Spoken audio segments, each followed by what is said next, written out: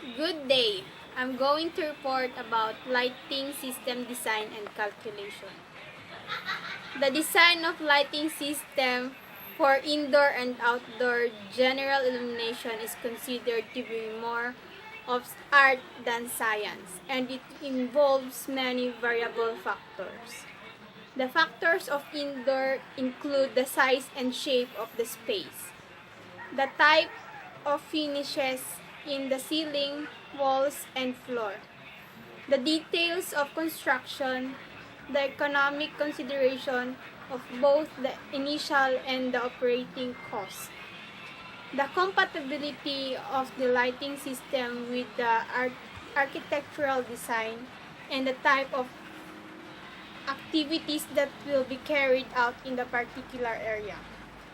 For the outdoor, only light that reaches the surface directly from the luminaire is considered. Light reflected from surrounding surfaces could be ignored. Light control is very important as well as proper beam spread selection. The prime objective behind the design of a lighting system are as follows. First, the safety comfort of occupants.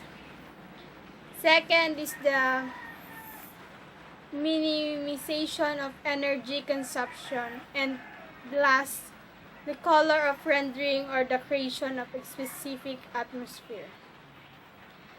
The safety and comfort of occupants.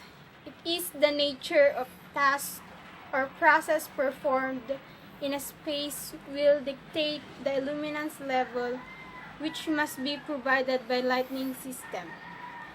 Tasks involving high degrees of visual acuity will require higher lighting levels.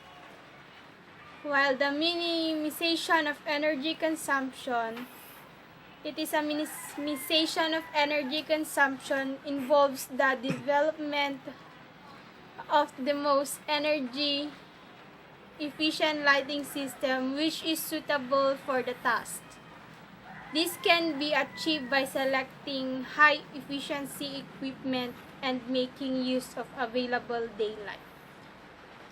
Color rendering or the creation of a specific atmosphere.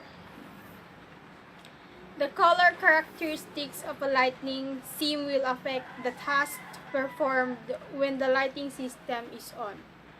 For example, task which requires the accurate representation of color requires a light with the spectral characteristic of daylight.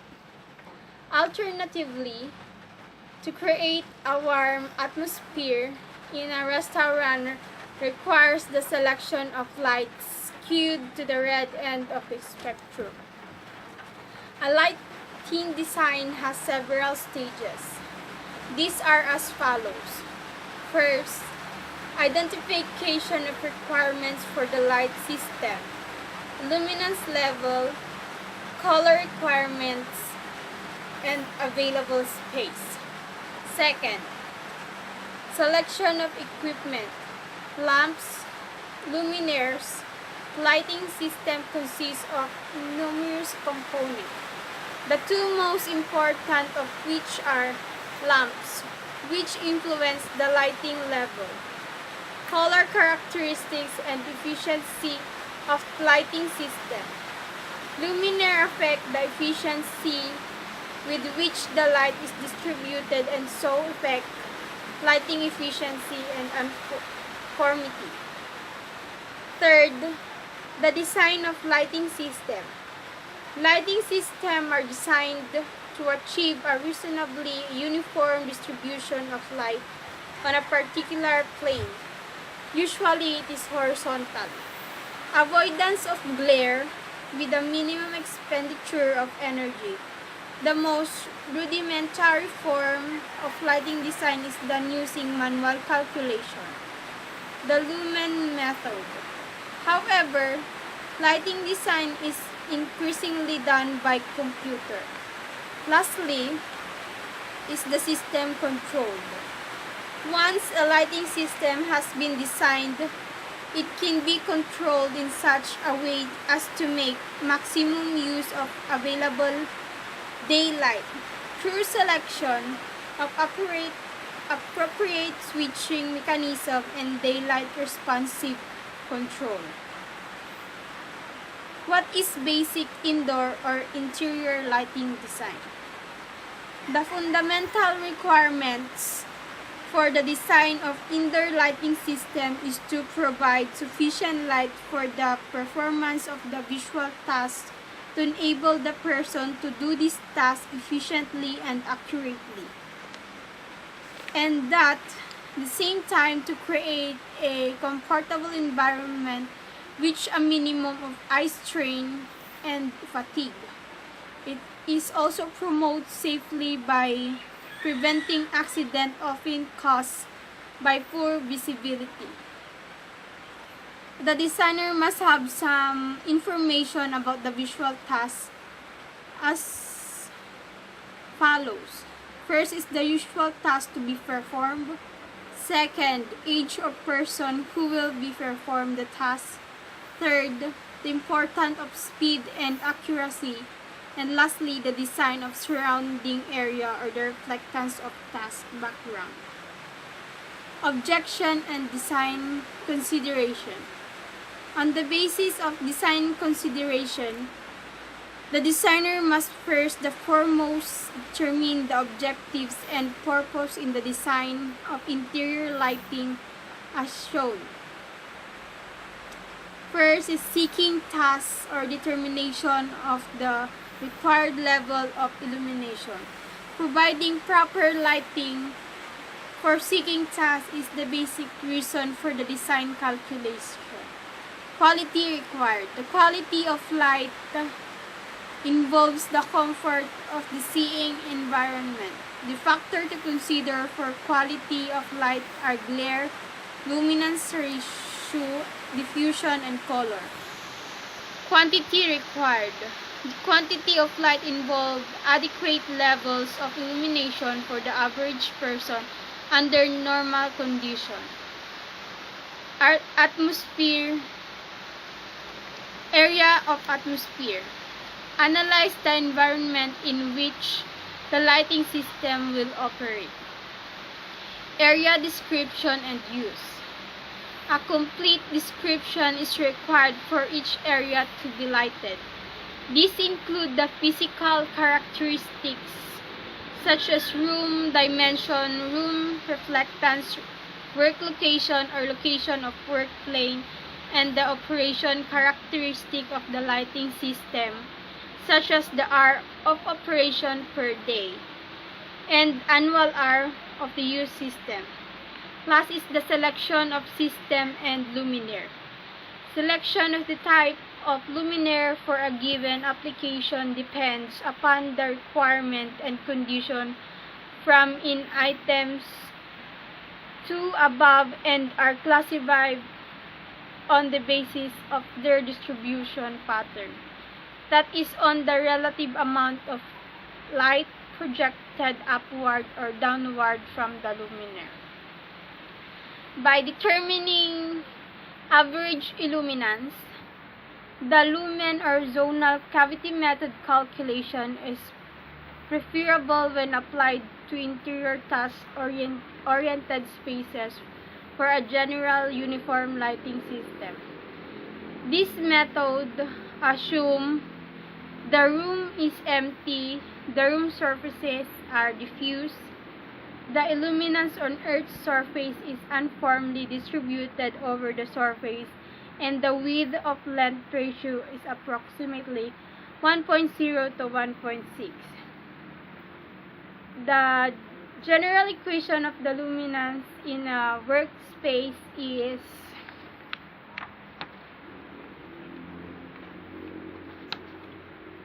illumination of a working place equal to total lamp lumen output times coefficient of utilization times factor loss, light loss factor divided by the area of the work plane in square meter.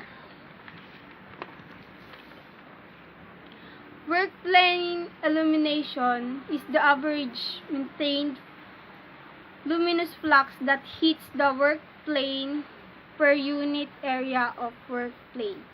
It is the amount of light received on a unit of surface density. The unit of measurement is lux.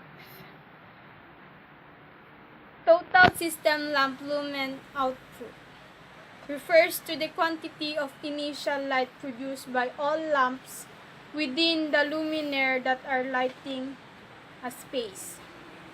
Coefficient of utilization is a measure of the efficiency of the system in distributing lumens to the work plane. It is the ratio of the lumen that reaches the work plane to the total lumens given off by the lighting system lamp. Determination of the coefficient of utilization must be considered the luminaire efficiency. Luminance efficiency is the ratio of luminous flux reproduced by the luminaire to the luminous flux produced by the lamps. Intensity distribution. The intensity distribution of the luminaire is the quantity of light reaching the work plane. Reflectance. The room surface reflectance is the ratio of the light reflected from the room surface to the light falling on it. This plays a significant role in combination with the luminaire distribution. Room geometry. The room geometry refers to the shape, form, or figure of the room surface. It is an important consideration because it affects how easily light can be directed to the work plane. Light loss factor is the ratio of illuminance when it reaches the lower level to the initial level. It is an estimate of the condition under which the system will operate considering the atmospheric condition. The frequency of cleaning and depreciation of lighting effect. It is also known as maintenance factor. The two categories of light loss factor.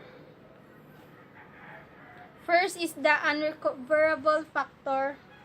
Second is the recoverable factor. What is unrecoverable factors? Those attributed to equipment and site condition and cannot be changed with normal maintenance, while recoverable factor can be affected by maintenance such as cleaning and relamping luminaires, or made by cleaning or painting room surfaces. Unrecoverable light factor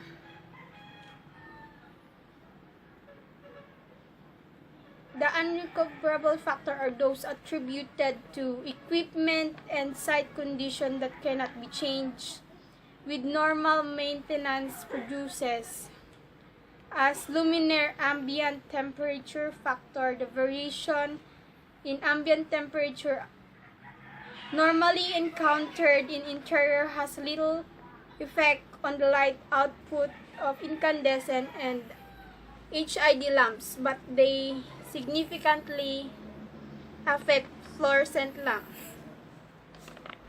Heat extraction thermal factor. The heat extraction thermal factor is the fractional lumen loss or gain due to an airflow. Line voltage or to luminaire factor or supply voltage to luminaire.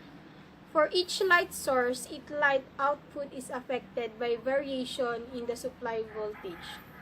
Fluorescent luminaire output changes approximately 1% for each 2.5% change in primary voltage. Ballast factor. The ballast factor is the ratio of the lamp lumen generated on commercial ballast to those generated on the test reference ballast. Ballast lamp photometer factor is the effect of temperature within the luminaire when different lamp and ballast combination is used. Equipment operating factor is the collective effect on the HID lamp lumen output, which depend on the ballast, lamp operating position, and effect of power reflected from the luminaire back onto the lamp. Lamp position factor. The lamp position factor is the ratio of luminous flux in the given operating position to that of in the test position. It is the sensitivity of some HID lamp lumen output to its orientation. Luminous surface depreciation factor result from adversive changes in metal, paint, and plastic component. Second is the recoverable light loss factor. The recoverable factor are those that can change by regular scheduled maintenance such as cleaning and relamping luminaire and cleaning and painting room surface. These are lamp lumen depreciation, luminaire dirt depreciation, roof surface dirt depreciation, and lamp burnouts. Lamp lumen depreciation factor. The light output of an incandescent lamp decreases because of filament evaporation. Room surface dirt depreciation factor. The exact effect of dirt on light loss varies according to the size and proportions of the room, the type of operating atmospheric and luminaire distribute type. Area of work plane. The area of work plane is the region of the entire work surfaces which task is performed, such as office table. In reality, the illuminance level at its maximum near the center of the room and slightly less toward the wall for a given uniform arrangement of luminaire.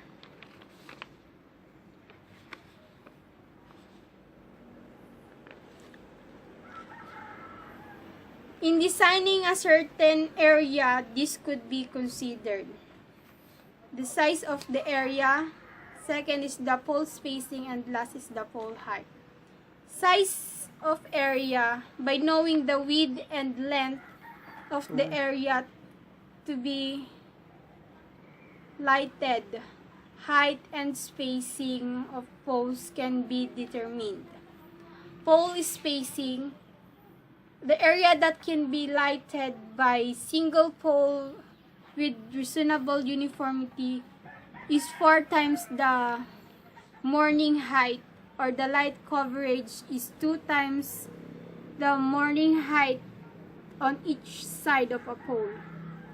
Pole height, since the light area from each pole is 4 times morning height, the 4 times rule of thumb is used to determine pole height, divided by the width of length of area by 4 times per pole when poles are inside the lighted area or when at the perimeter of lot but not at the corners.